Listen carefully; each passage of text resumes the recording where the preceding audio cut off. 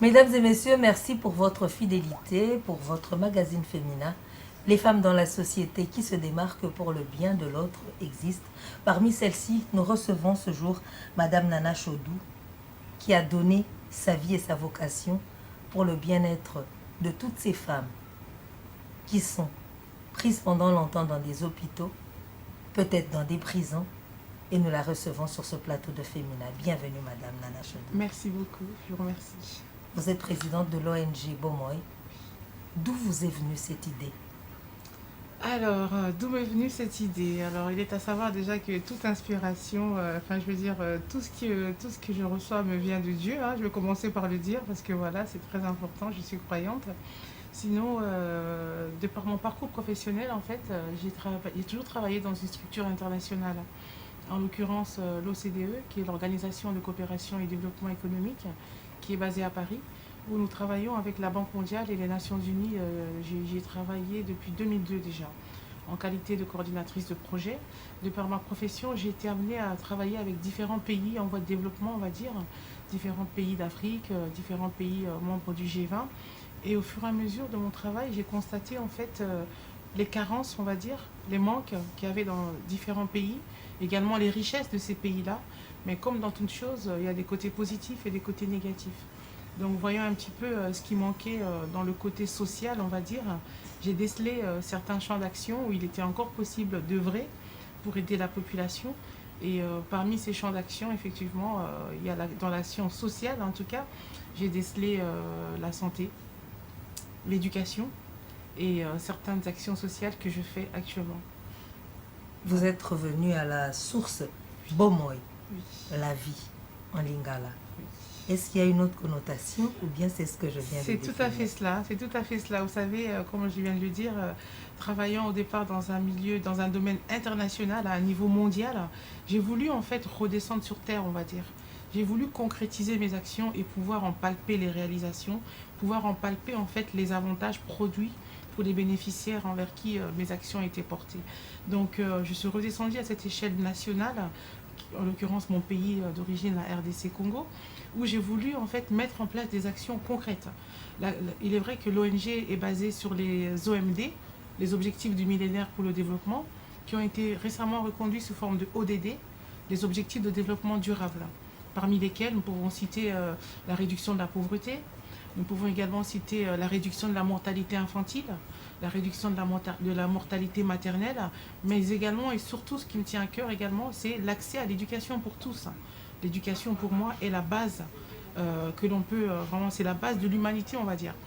En l'occurrence, l'éducation est, j'ai l'habitude de le dire, l'arme la plus puissante qu'on peut donner à une personne.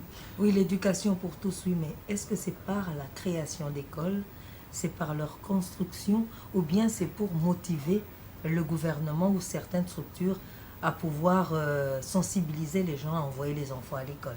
Alors, on va dire que le gouvernement a sa part de responsabilité en tant que gestionnaire, entre guillemets, du pays. Mais je pars également du principe que, en tant que peuple, en tant que citoyen, nous avons également un devoir civique. Et parmi nos devoirs civiques en tant que citoyen, chacun est amené à faire ce qu'il est en mesure de faire.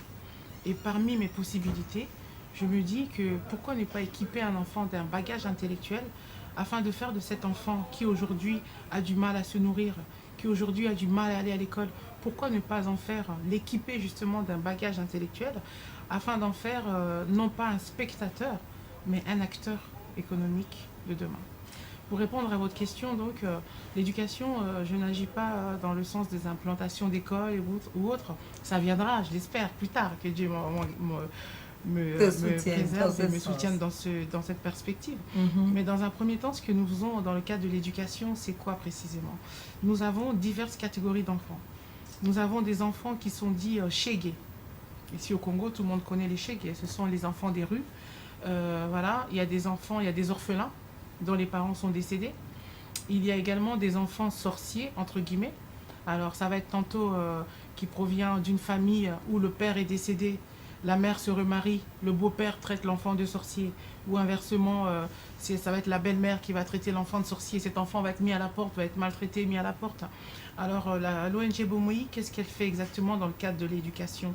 Nous travaillons en fait nous soutenons 6 centres d'accueil des orphelins. 6 centres d'accueil au sein desquels nous hébergeons ces enfants.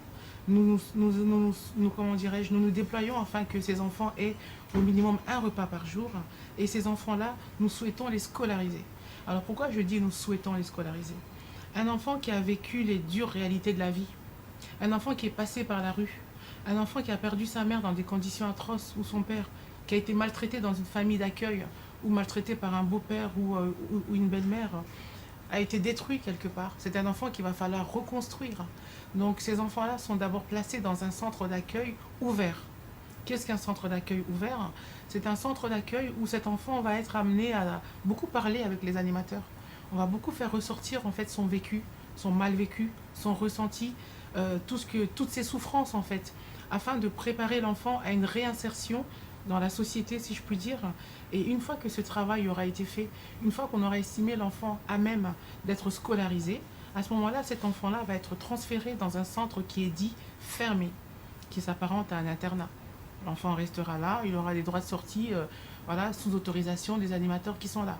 Tandis que dans les centres ouverts, les enfants sont encore là, entre la rue et le centre, mais au moins nous avons une mainmise, entre guillemets, sur eux, une surveillance sur eux. Nous savons que l'enfant viendra dormir, l'enfant viendra manger, même s'il repart un petit peu traîné dans les rues, au moins nous avons une traçabilité de l'enfant et nous pouvons le conseiller, parler avec lui dans la journée. Voilà. Donc voilà un petit peu dans l'éducation, nous avons ces catégories d'enfants-là qui sont tantôt placés dans des centres qui sont dits ouverts, où ils peuvent sortir, voilà, et dans des centres fermés, une fois qu'un travail est fait, une fois qu'ils sont prêts à réintégrer la société, on va dire. Et il y a aussi des enfants qui sont issus des familles, mais pauvres. Ces enfants-là ne sont pas dans les centres.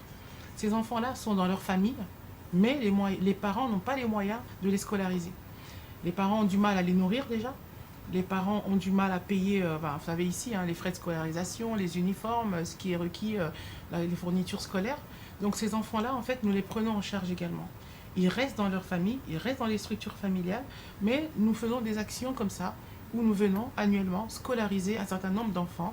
Voilà, on scolarise ces enfants-là, nous payons toute leur scolarité, on leur donne également des fournitures scolaires, suite à quoi cela est fait, des attestations d'inscription leur sont délivrées, afin qu'une fois nous partis, que les structures scolaires, que les écoles ne leur redemandent pas de payer doublement pour une chose que l'ONG Bomoi aura déjà payé pour eux. Donc nous faisons ces inscriptions, ces scolarisations devant tout le monde, on va dire à ciel ouvert, devant les parents, les enfants, et la plupart du temps les médias également nous accompagnent pour attester également du nombre d'enfants inscrits.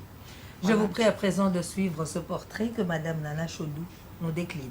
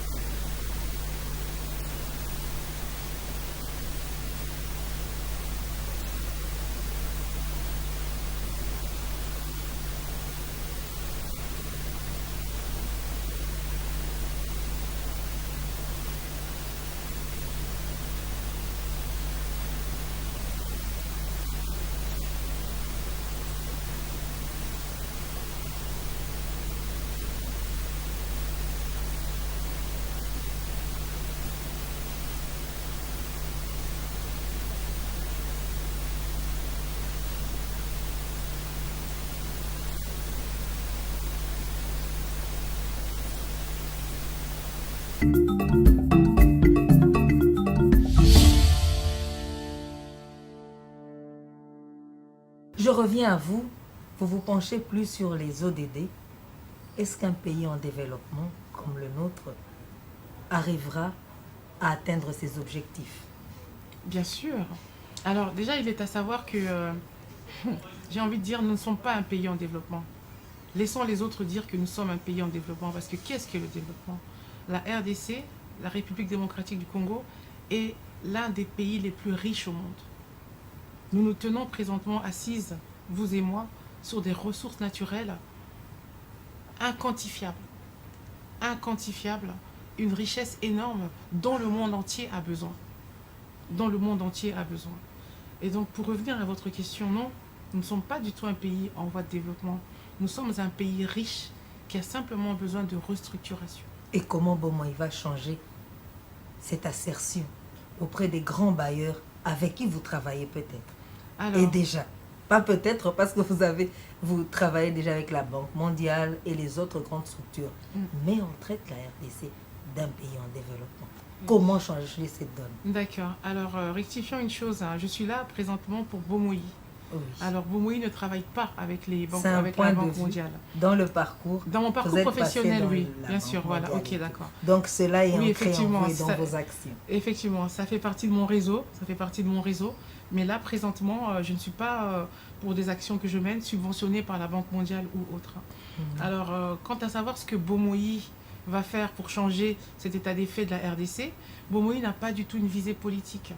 C'est une ONG à caractère apolitique. Donc nous sommes dans le social, nous voulons œuvrer dans le social et aider effectivement notre pays à avancer C'est dans ce déjà un domaine changement. social. C'est Dans déjà le un changement, social. exactement. Oui. Mais pas du tout à caractère politique, mais dans mon domaine social, je veux en fait, dans le domaine social, nous parlerons de notre second champ d'action, donc par rapport aux femmes et tout cela, on en parlera tout à l'heure. Mais lors de nos campagnes de sensibilisation, d'accès à l'éducation pour tous, nous voulons avant tout sensibiliser, non seulement les parents, mais les enfants, pour qu'ils puissent en fait saisir l'importance de l'éducation. Que déjà cela. Parce que parmi ces enfants-là que nous scolarisons, certains parents de ces enfants n'ont pas étudié. Et donc, ils vont plutôt pousser les enfants à aller vendre des œufs, à aller vendre des fruits pour apporter de l'argent à la maison.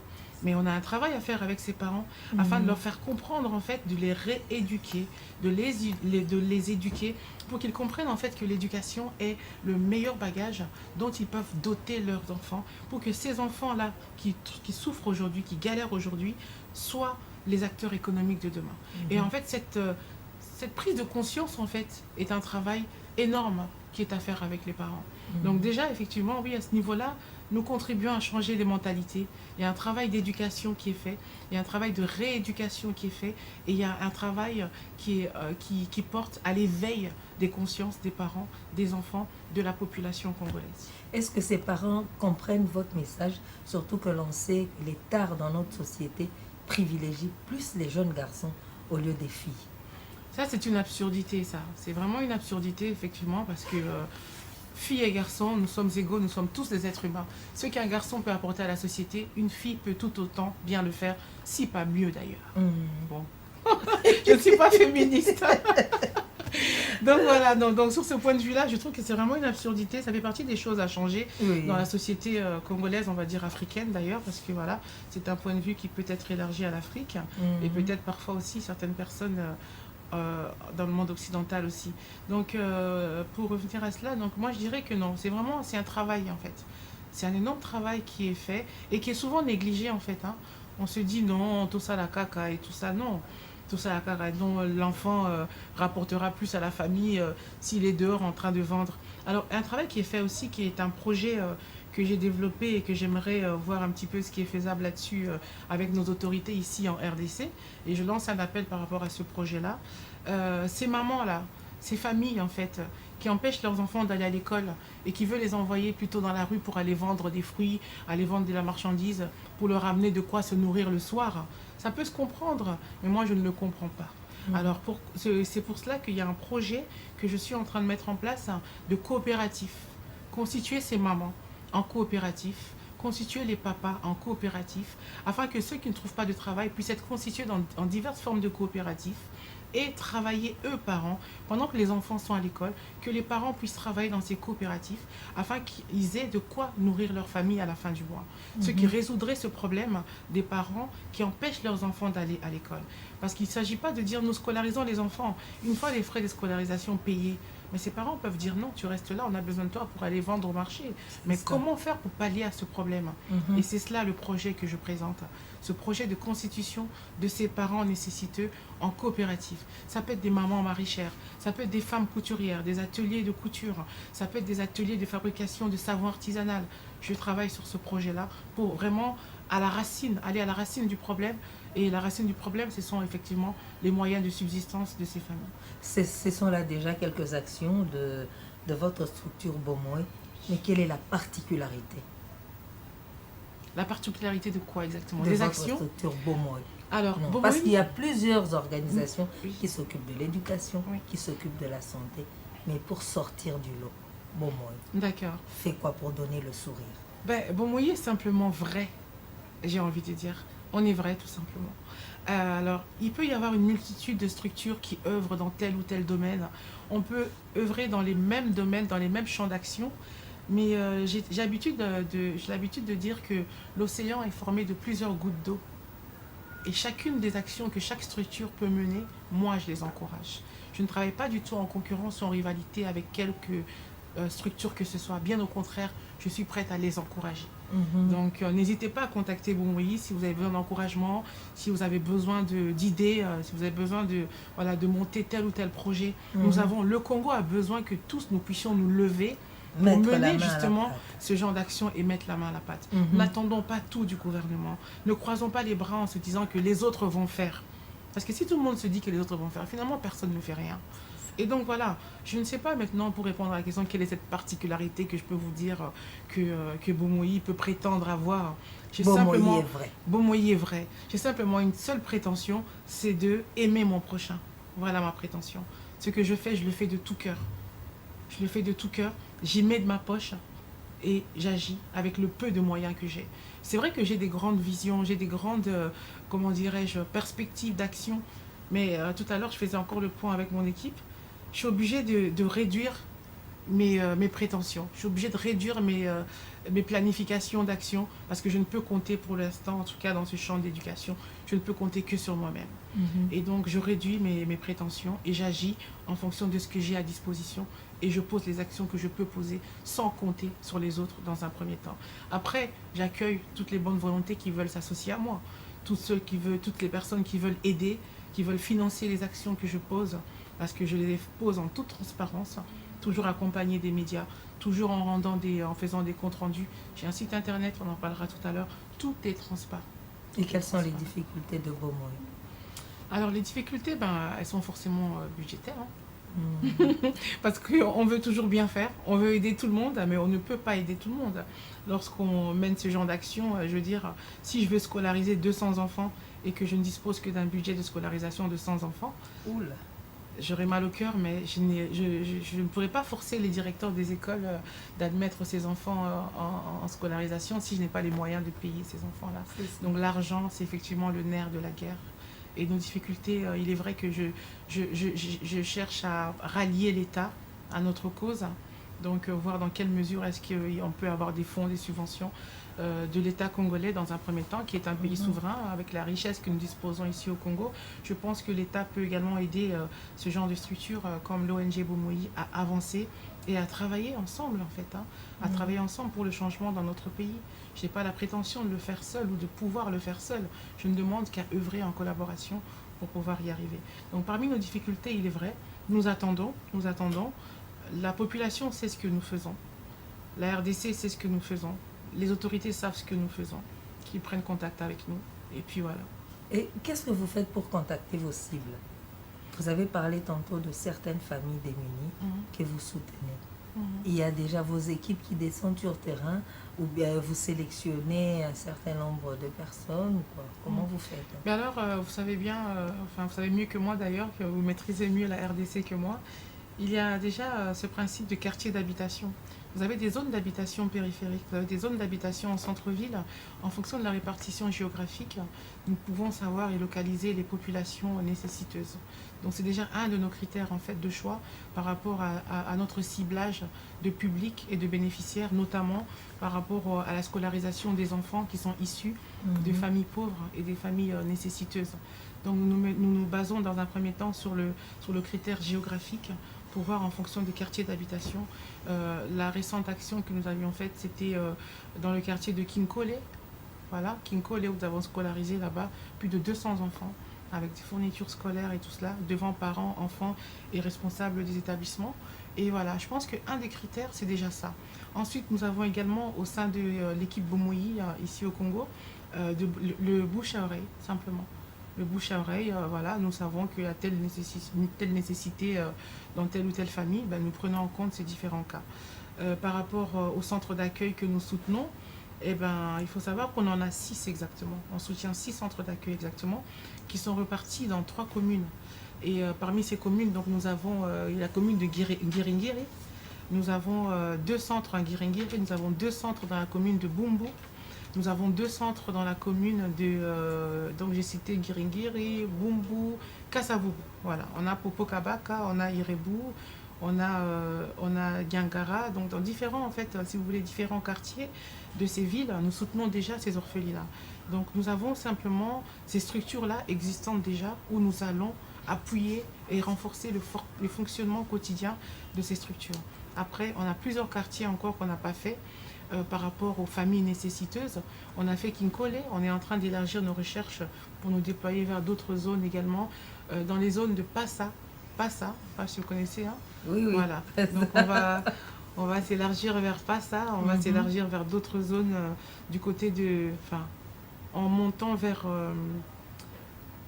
aux zones là-bas, on a repéré également des quartiers qui sont également dans le besoin. Donc c'est comme ça un petit peu qu'on essaye de faire. On sillonne les quartiers. Voilà. Et Bomoyi est satisfait du résultat atteint jusqu'à ce jour? Vous savez, sur une population telle que 12 millions d'habitants ici à Kinshasa, je ne suis pas du tout satisfaite. Les actions que nous menons, limitées par les contraintes budgétaires, on peut faire mieux, on peut faire plus. Et je pense que seul, on peut faire des choses, mais ensemble, on peut le faire mieux et de plus grande ampleur.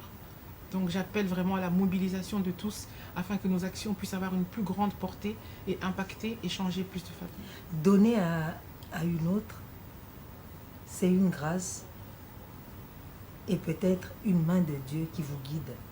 Certainement. Oui. Et à toutes ces femmes, qu'est-ce que ça vous fait quand vous apportez un geste de générosité et qu'elles vous remercient de tout cœur? Qu'est-ce que ça vous fait? Pendant que l'on sait qu'il y a plusieurs personnes qui ont de l'argent et qui se contentent de leur propre personne sans soutenir les autres. Oui. Donc je pense effectivement que c'est poussé par la main de Dieu, c'est la grâce de Dieu si je me tiens là aujourd'hui. Je n'ai pas d'appareil respiratoire qui me permet de respirer. C'est par le souffle de vie que Dieu me donne que je respire. Et c'est vraiment une grâce. C'est vraiment cette grâce-là que l'on doit véritablement réaliser et ne pas le prétendre simplement comme ça, mais le vivre exactement et voir. Moi, je me suis retrouvée dans des situations bloquées telles que le Seigneur m'a ouvert les portes en fait, hein, telles que je n'espérais pas d'aide ou d'intervention autre. Et le Seigneur m'a ouvert des portes, m'a donné en fait des idées, on va dire, des stratégies de mise en place d'action pour pouvoir générer des fonds nécessaires à nos actions sur le terrain. Et ces femmes-là que nous aidons, parce que je ne suis pas seule, je suis la présidente fondatrice de l'ONG Bomoyi, il est vrai, mais j'ai une équipe aussi bien ici, hein, parce qu'il faut savoir que Bomoyi est implanté en RDC, mais Bomoyi est également implanté en France. Donc j'ai une équipe en France, j'ai une équipe ici en RDC, et l'équipe de la RDC bouge énormément pour les actions en RDC, tout comme l'équipe en France là-bas bouge énormément pour les actions que nous faisons en France. Il est vrai que, comme je l'ai dit, seul on peut aller vite, mais ensemble on peut aller plus loin et impacter et agir, poser des actions de plus grande ampleur. J'invite les personnes qui ont les moyens à sortir de leur zone de confort.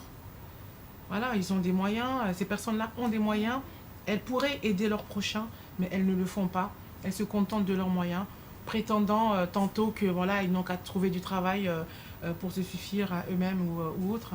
Mais trouver du travail de nos jours en RDC, c'est pas chose facile. Et cela peut être ici, aussi bien en RDC qu'en Europe. Il n'est pas facile de trouver du travail. Il est vrai qu'il y a un problème de motivation et de volonté.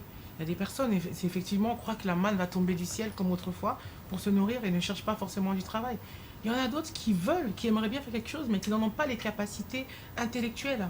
Il y en a, effectivement, et comme Dieu l'a pourvu à tout un chacun, nous avons tous des mains, nous avons tous des pieds. Ceux qui n'en ont pas, Dieu pourvoit dans d'autres capacités artistiques ou autres, mais on peut faire quelque chose. Et j'invite ces personnes à sortir de leur zone de confort. Il y a beaucoup de personnes ici au Congo qui sont dites riches et qui le sont véritablement. Et ces personnes-là peuvent sortir de leur zone de confort. Elles peuvent contacter des structures telles que l'ONG Bomoi et voir ensemble les actions que l'on peut mener ensemble pour l'amélioration du bien-être de la population. Donc effectivement, il y a des choses, il y a de quoi faire.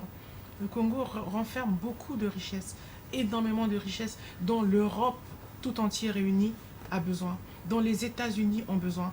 Et nous les avons ici, ces richesses. Et quels sont les messages que vous apportez à vos bénéficiaires? Ce que je leur donne simplement, c'est l'espoir d'une vie meilleure. L'espoir d'une vie meilleure. Leur dire que leur vie ne s'arrête pas à leur situation actuelle, que leur vie va s'améliorer. Et justement leur faire prendre conscience qu'elles peuvent être acteurs ou actrices, en l'occurrence pour les femmes, elles peuvent être actrices de leur devenir. Et pour les hommes, acteurs de leur devenir. Donc c'est ce message-là qu'on veut leur faire passer. De ne pas se résigner à cet état de pauvreté, de ne pas être résigné à se dire que voilà, moi ma vie s'arrête ici, je ne peux plus rien faire, je vais mourir pauvre, mes enfants vont perpétrer cette pauvreté. Ce n'est pas un héritage à léguer aux enfants, la pauvreté. Nana Chaudou, présidente de l'ONG Bomoi, elle travaille avec une très grande équipe en RDC comme en France. Quel est le cri de cœur de l'ONG Bomoi en faveur de vos cibles? Alors, mes cibles. Bon, donc là, je m'adresse à mes cibles. Mais écoutez... Et à tous ceux qui vous suivent, oui, qui peuvent emboîter les pas. Oui.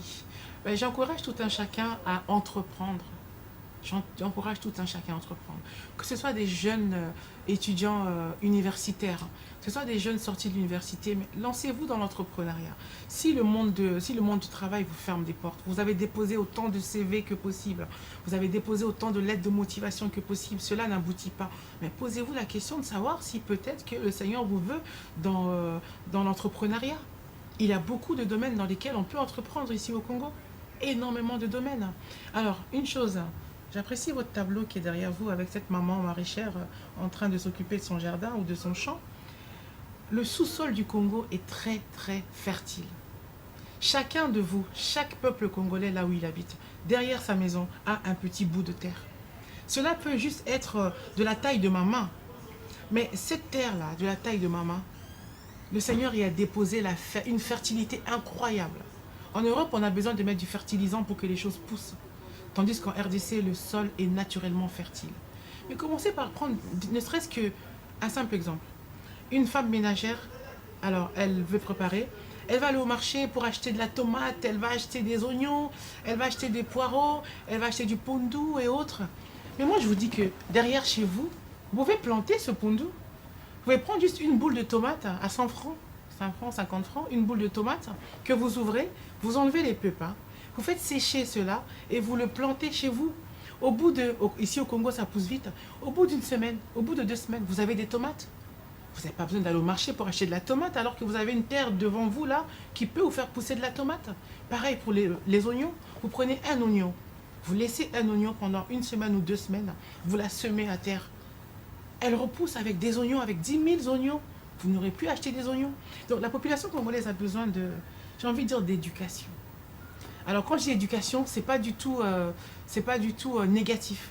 Mais on a besoin d'être éduqué dans tel ou tel champ d'activité, dans tel ou tel domaine. Et dans l'agriculture, entreprenez dans l'agriculture. On a des bouts de terre fertiles énormément partout. Vous-même, derrière chez vous, allez planter des poireaux, planter des oignons. Le pondu, moi j'aime beaucoup le pondu. Et les poireaux, plantez du pondu, plantez des poireaux, donnez à vos enfants des légumes. Ne cherchez pas forcément de la viande ou autre. Vous avez des choses naturelles que Dieu a naturellement données à la RDC. Entreprenez dans tout cela. Vous avez suivi là le message de l'ONG Bomoi, lancé par Nana Chaudou, présidente de cette structure, que votre magazine féminin a eu le plaisir de recevoir ce jour. Merci de nous avoir choisis pour ces instants dans vos maisons. On se retrouve pour un autre numéro et avec le même plaisir. Au revoir.